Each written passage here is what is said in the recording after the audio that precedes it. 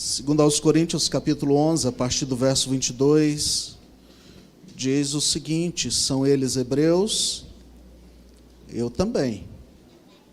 São israelitas, eu também. São eles servos de Cristo? Estou fora de mim para falar desta forma, eu ainda mais trabalhei muito mais, fui encarcerado mais vezes, fui açoitado mais severamente e exposto à morte repetidas vezes. 5 vezes recebi dos judeus 39 açoites. 3 vezes fui golpeado com varas, 1 vez apedrejado, 3 vezes sofri naufrágio, passei 1 noite e 1 dia exposto à fúria do mar. Estive continuamente viajando de uma parte a outra.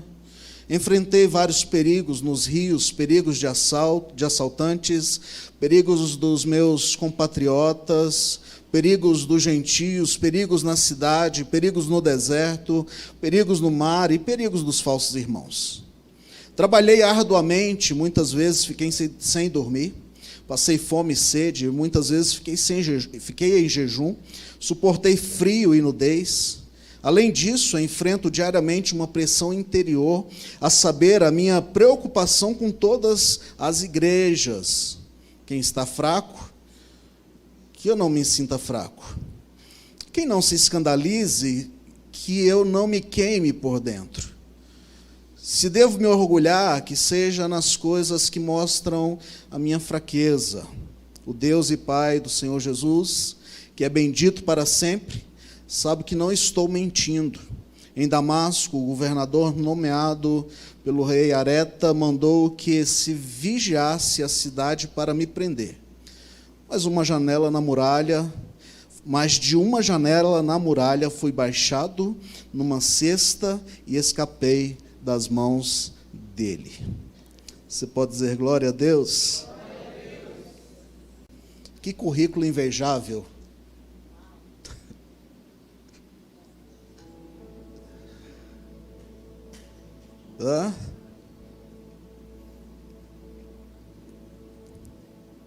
Um cristão inabalável. É sobre isso que eu quero pensar com você nesta noite. Feliz de ver o Vitinho, Flávia, que bom ter vocês aí com a gente. O apóstolo Paulo, ele escrevendo aos Coríntios também, primeira carta aos Coríntios, no capítulo 15, o verso 58, ele diz: meus amados irmãos, mantenham-se firmes e que nada os abale.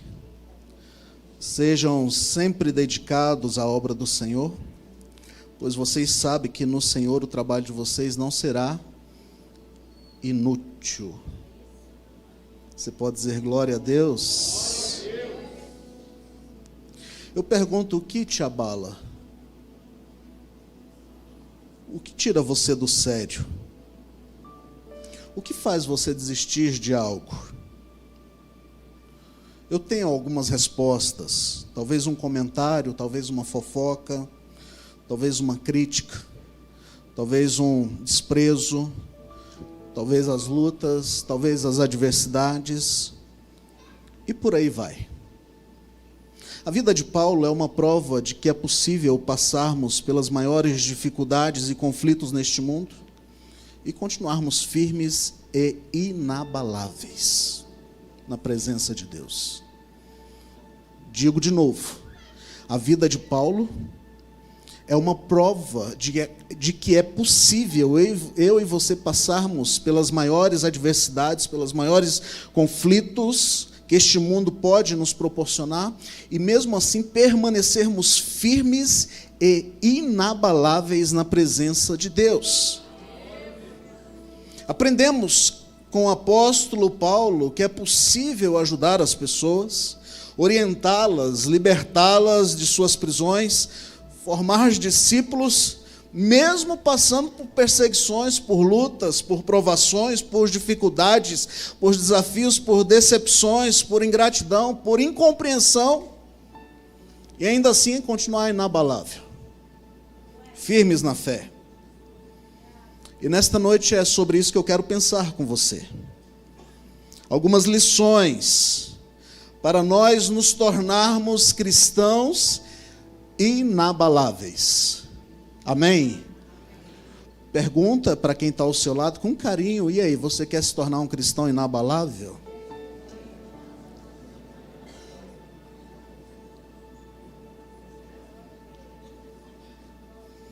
Ele respondeu ou só fez a pergunta? Entenda o seguinte: para nos tornarmos inabaláveis, a nossa mente precisa estar blindada, protegida. O apóstolo Paulo, escrevendo aos Coríntios no capítulo 10 e o verso de número 5, ele diz que nós destruímos os argumentos e toda pretensão que se levanta contra o conhecimento de Deus, levando cativo o nosso pensamento em obediência à vontade de Deus. Em primeiro lugar, nós precisamos estar com a nossa mente cativa à vontade de Deus. Existe um ditado que diz que mente vazia é oficina do... Na verdade, a nossa mente é um campo de batalha. É um lugar de investidas de Satanás. Constantemente, Satanás tem investido contra a nossa mente, contra os nossos pensamentos. Um pensamento errado, um entendimento errado, derruba qualquer pessoa. Um pensamento errado, um entendimento errado, derruba qualquer pessoa. Não adianta termos as nossas emoções curadas, mas a nossa mente desprotegida. A mente precisa estar protegida contra os ataques do inimigo. Entenda, diabo não está brincando de ser diabo, ele está contra-atacando, e a Bíblia diz que ele vem para matar, roubar e destruir. Esta é a função dele. E a nossa mente precisa estar guardada em Cristo Jesus contra os sofismas. O que seria o sofisma? Seriam pensamentos errados sobre algo. Um sofisma é um engano, uma mentira, por exemplo. Quantas vezes você já olhou para alguém e já pensou: eu acho que aquela pessoa não gosta de mim? Você já enfrentou isso na vida? Alguém aqui? Não. Eu acho que todo mundo é santo, né? Aí, pastor Jean. Você olha para a pessoa não te falou nada. Ela nem olhou direito para você, Rafael, e você está dizendo: eu acho que ela não gosta de mim.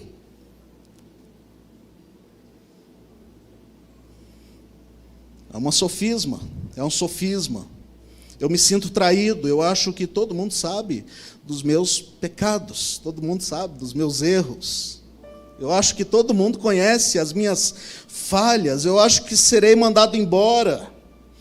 E a gente vai no mundo do achismo, e enchendo a nossa mente de sofismas, de pensamentos enganosos. A minha pergunta nesta noite é: como protegemos a nossa mente dos ataques do inimigo? O apóstolo Paulo, ele traz a receita. Filipenses capítulo 4, e o verso de número 8 diz o seguinte: pensar no que edifica. Finalmente, irmãos, tudo que for verdadeiro, tudo que for nobre, tudo que for correto, tudo que for puro, tudo que for amável, tudo que for de boa fama, se houver algo de excelente ou digno de louvor, seja isso que vocês pensem.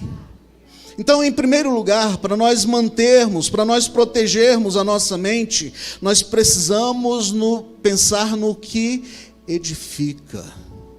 Amém? Vocês estão comigo? A gente está cercado de informações, sim ou não? Se você não vigiar, você passa 24 horas vendo reels, redes sociais. Se a gente não vigiar, você passa o tempo todo enchendo a sua mente daquilo que não edifica, enchendo o seu coração com coisas que não nos edificam. Mas o apóstolo Paulo está dizendo: ocupem o pensamento de vocês com coisas que edificam. edificam. Cutuque esse crente que está ao seu lado, diga para ele: vamos encher a nossa mente de coisas que edificam.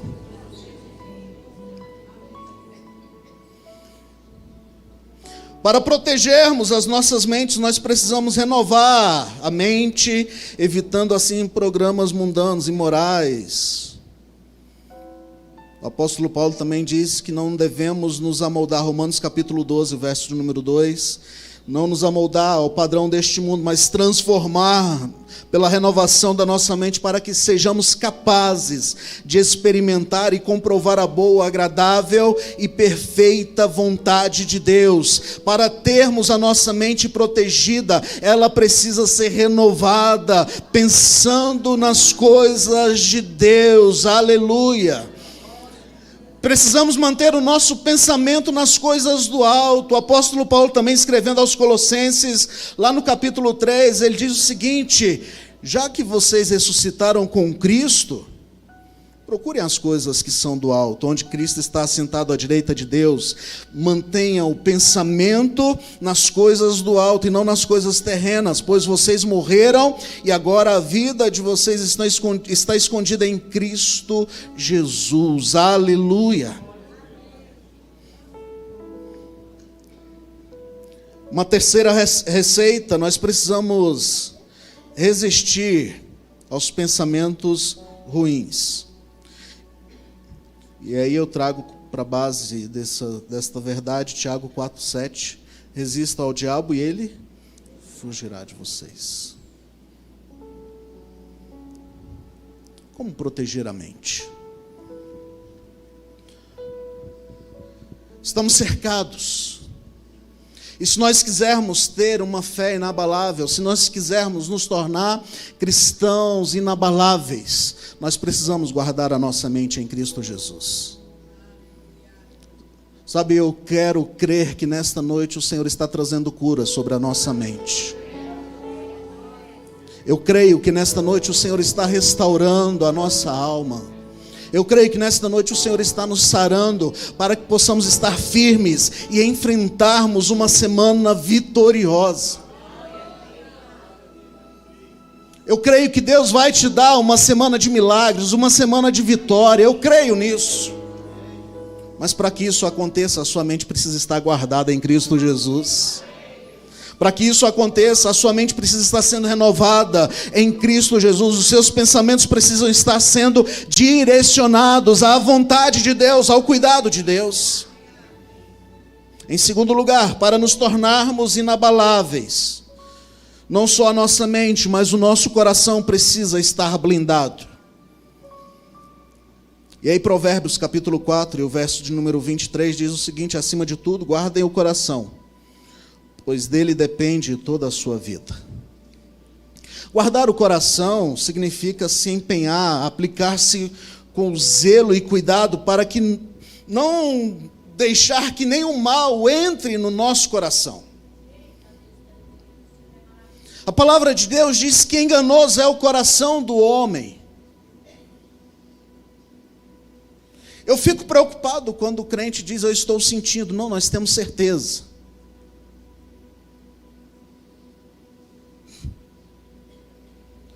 Nós temos certeza.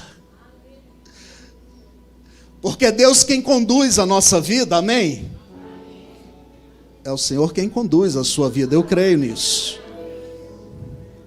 Olha só o que diz Marcos capítulo 7, versos 21 e 23. Pois do interior do coração dos homens vêm os maus pensamentos, a imoralidade sexual, os roubos, os homicídios, os adultérios, as cobiças, as maldades, o engano, a devassidão, a inveja, a calúnia, a arrogância, a insensatez.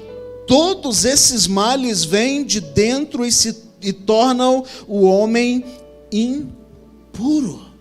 Meu Deus! Sabe, quando a gente olha a nossa natureza terrena, o nosso homem carnal, é isso que a palavra de Deus está dizendo a nosso respeito. se nós não estivermos com o nosso coração guardado em Cristo Jesus, é isso que vai dominar a nossa vida.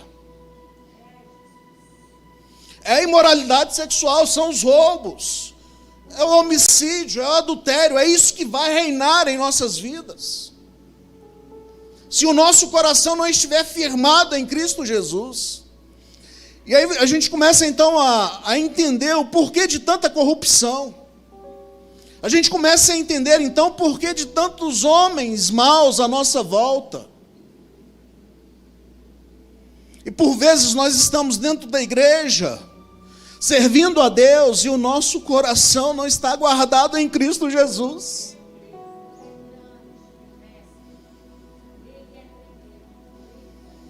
E a gente está aqui como uma capa, como uma aparência de santo, de crente.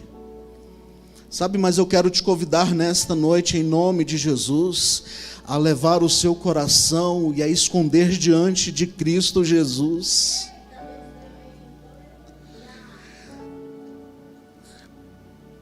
Com a nossa decisão de estarmos diante do Senhor, levando o nosso coração, os nossos pensamentos cativo à vontade de Deus, que foi o que o apóstolo Paulo diz.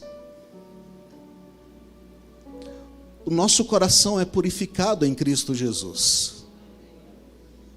E aí passa a reinar em nós a nova natureza. Mas eu pergunto, como limpar o coração que já está contaminado pelo pecado? Precisamos entender, todos nós nascemos e herdamos em Adão o pecado natural. Todos nós herdamos em Adão a natureza pecaminosa, a natureza caída. E é isso que reina em nossos corações se não levarmos a Deus. Como limpar então o coração já contaminado pelo pecado? A receita está na palavra de Deus. 1 João 1,9 diz que se nós confessarmos os nossos pecados, Ele é fiel e justo para nos purificar e nos limpar de toda a injustiça.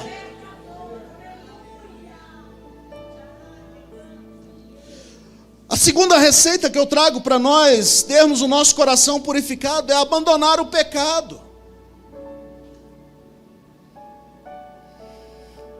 Temos vivido uma geração que não pode se falar de pecado mais.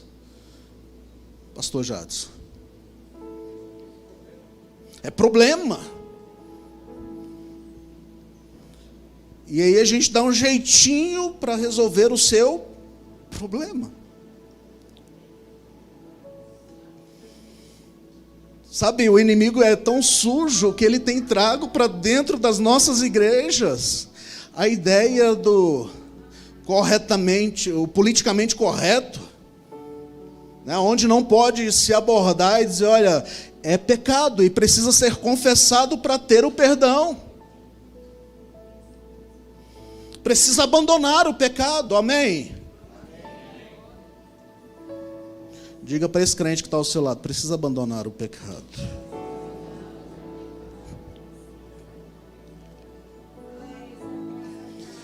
Precisamos abandonar o pecado.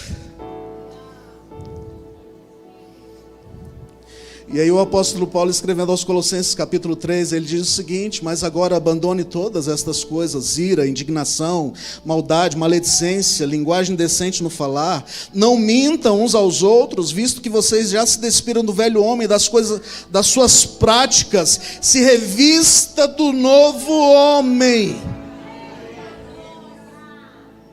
Se revista com a nova natureza que você recebeu em Cristo Jesus. Ei, o pecado vai nos levar para o inferno.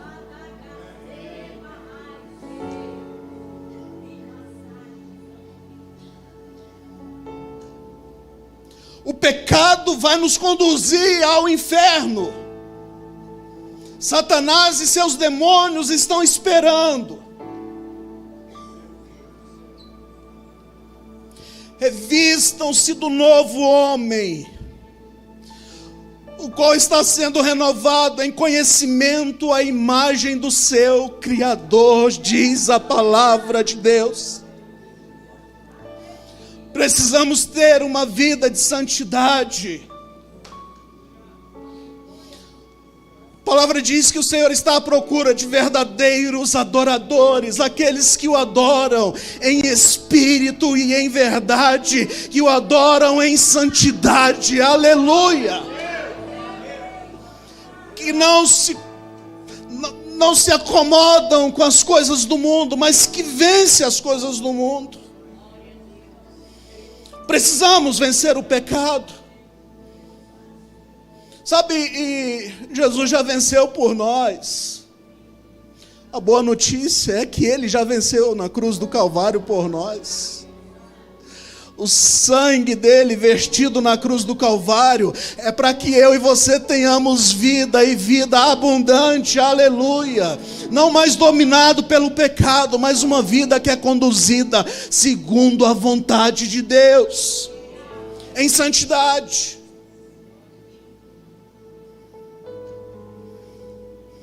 Precisamos ter pessoas, e isso aqui é interessante. Precisamos ter pessoas de nossa confiança, com quem a gente tenha a coragem de se abrir.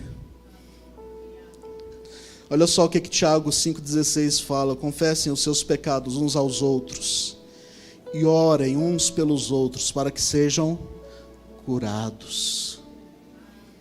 Entenda, confessamos a Deus e recebemos o perdão. Confessamos uns aos outros e somos sarados.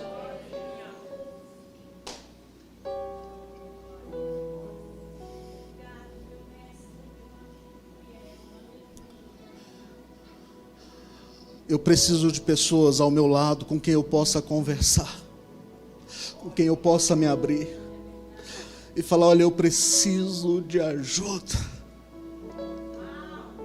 Sabe, tem pecados que seguem a gente, eles parece que se tornam de estimação, a gente não consegue romper. Você confessa e cai, confessa e cai. O segredo está em Tiago 5,16. Tem alguém da sua confiança, com quem você possa conversar e falar: eu preciso de ajuda. Esses dias eu conversei com um adolescente e ele estava falando: pastor, eu preciso de ajuda. Sabe, eu acho isso lindo quando os adolescentes vêm falando: eu preciso de ajuda. Eles entendem que Deus quer trabalhar no coração deles, mas que por eles só não tem força. Sabe o que é mais lindo ainda? É que esse adolescente está no altar ministrando, curado para a glória de Deus, restaurado para a glória de Deus. O pecado está tentando tirar a juventude da igreja, está tentando nos afastar da presença de Deus, mas eu creio, queridos, que nós somos mais do que vencedores em Cristo Jesus, como diz o pastor Sato aqui: você é mais do que vencedor em Cristo Jesus. Uma terceira lição: para nos tornarmos inabaláveis, precisamos estar envolvidos com o corpo de Cristo. Amém? Diga para quem está ao seu lado: precisamos estar envolvidos no corpo de Cristo.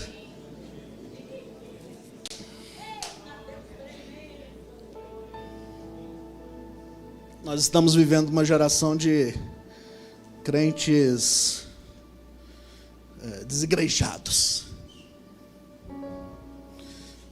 Antigamente tinha o católico não praticante. Hoje a gente está vendo um bando de crente não praticante.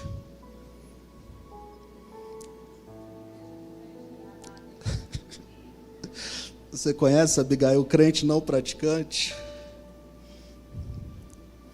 O motivo de muitos cristãos se abalarem na fé é devido à falta de um compromisso com a igreja local.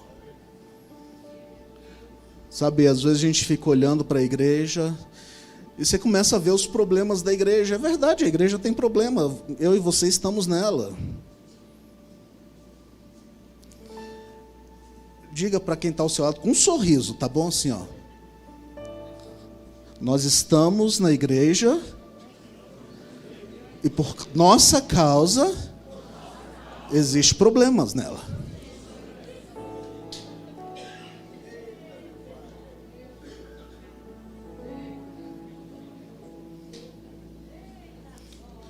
Como eu ouvi um dia desse, Sérgio, se você encontrar a igreja perfeita, não entre nela, que você vai estragar ela.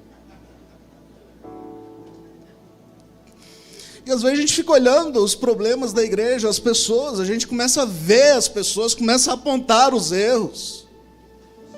E a gente se decepciona com Deus por causa do homem. Quantas pessoas feridas, afastadas de Deus por causa do homem.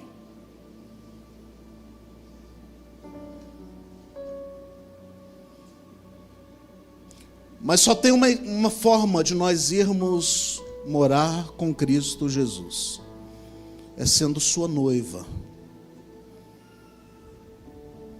É sendo noiva de Cristo. E a noiva de Cristo se encontra reunida. Nós somos o corpo de Cristo. Se estivermos fora da noiva de Cristo, não iremos morar com Ele na glória. Precisamos entender que, embora não exista uma igreja perfeita, sem conflitos, e aí a gente vai ver lá em Atos, isso já, os discípulos já enfrentaram conflitos dentro da igreja. Certa vez alguém disse, não, eu sou de Paulo. Não, eu não sou de Paulo, não, eu sou de César. Eu sou de Apolo. A gente tem as nossas preferências, sim ou não? Né? Tem aqui as ovelhinhas do Bispo Silvio e a gente não tem nenhum problema com isso. Tem as ovelhinhas do Bispo Sato, ou do Pastor Sato, e a gente não tem nenhum problema com isso.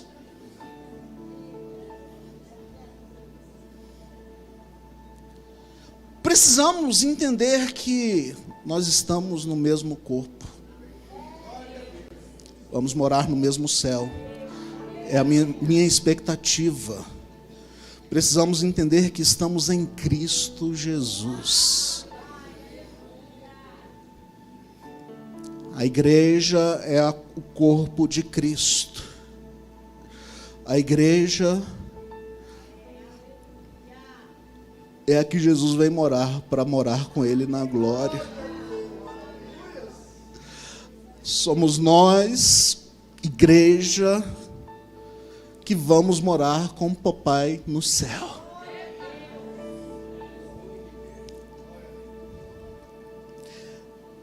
Eu me pergunto, qual o segredo para nos tornarmos cristãos comprometidos, atuantes, perseverantes na igreja?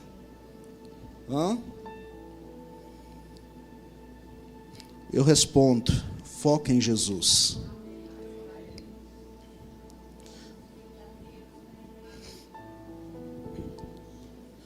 O evangelho é simples. Jesus disse que nós devemos amar a Deus sobre todas as coisas e o nosso próximo como a nós mesmos. Isso é o evangelho. Só que a gente começa a criar regras, a gente começa a impor situações. Não basta amar a Deus, você tem que... Eu quero que você foque em Cristo Jesus. Eu quero que você ame o irmão que está ao seu lado. Eu poderia ouvir um amém, né?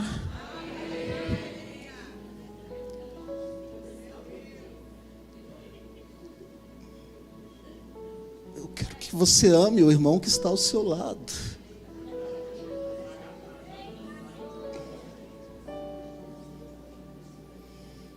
Mas é difícil amar o Sérgio. Não, o Sérgio é tranquilo, eu amo o Sérgio, faço. Não me dá problema. Não fala mal de mim.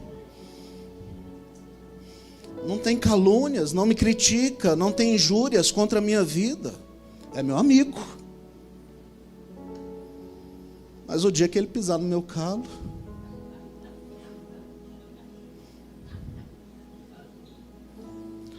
aí vai ver o baiano que mora dentro de mim.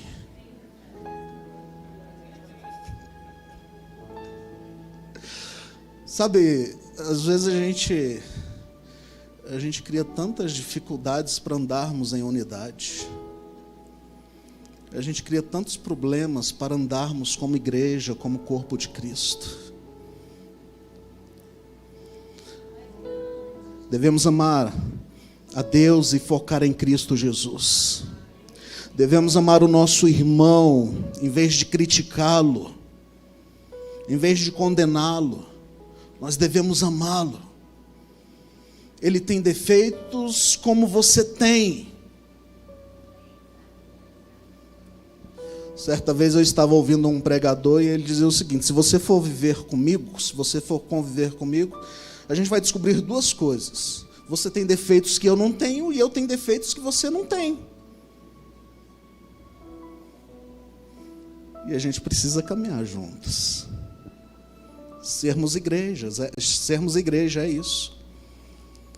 Devemos honrar ao Senhor, amar as pessoas, entender que todos temos defeitos. E eu concluo nesta noite dizendo: Deus precisa de homens e mulheres.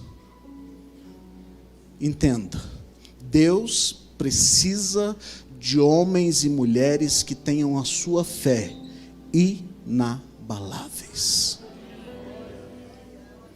Homens e mulheres, pessoas que tenham a sua mente blindada, que tenham o seu coração blindado, que tenham o seu coração guardado, que suportem calúnias, que suportem injúrias, que suportem críticas, que suportem indiferenças, que suportem maus tratos, por amor a Cristo. Deus quer levantar nesse tempo, na nossa geração, homens, mulheres, discípulos, pessoas inabaláveis, que mesmo passando por adversidades, permaneçam fiéis,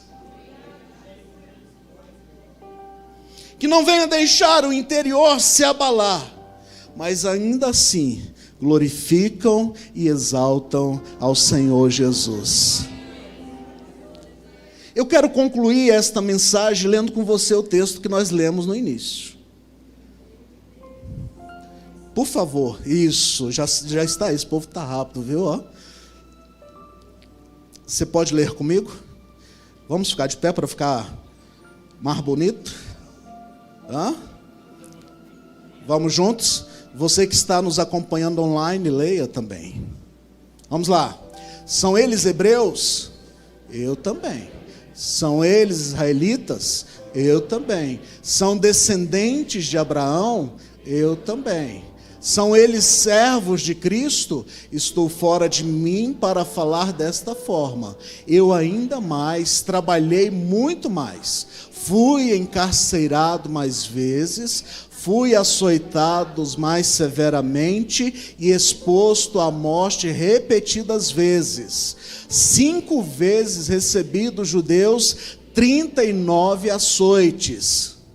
3 vezes fui golpeado com varas, 1 vez apedrejado, 3 vezes sofri naufrágio, passei 1 noite e 1 dia exposto à fúria do mar. Estive continuamente viajando de uma parte a outra, enfrentei perigos nos rios, perigos de assaltantes, perigos dos meus compatriotas, perigos dos gentios, perigos na cidade, perigos no deserto, perigos no mar e perigos dos falsos irmãos.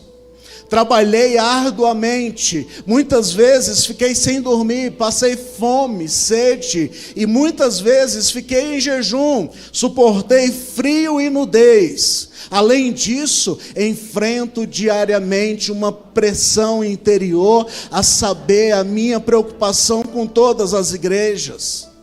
Quem está fraco? que eu não me sinta fraco? Quem não se escandaliza que eu não me queime por dentro? Se devo orgulhar-me, que seja nas coisas que mostram a minha fraqueza. O Deus e Pai do Senhor Jesus, que é bendito para sempre, sabe que não estou mentindo.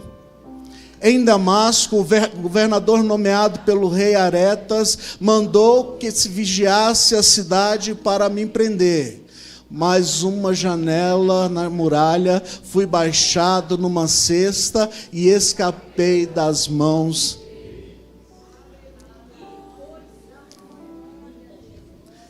Este homem, ele está dizendo, é possível permanecer inabaláveis mediante as adversidades. Qual é a adversidade que você tem enfrentado no seu dia? Qual é a luta que você tem enfrentado no seu dia, nesse tempo? Eu vou mudar a minha pergunta. Qual é a desculpa que nós temos dado para não sermos fiéis a Deus? Pensa sobre isso.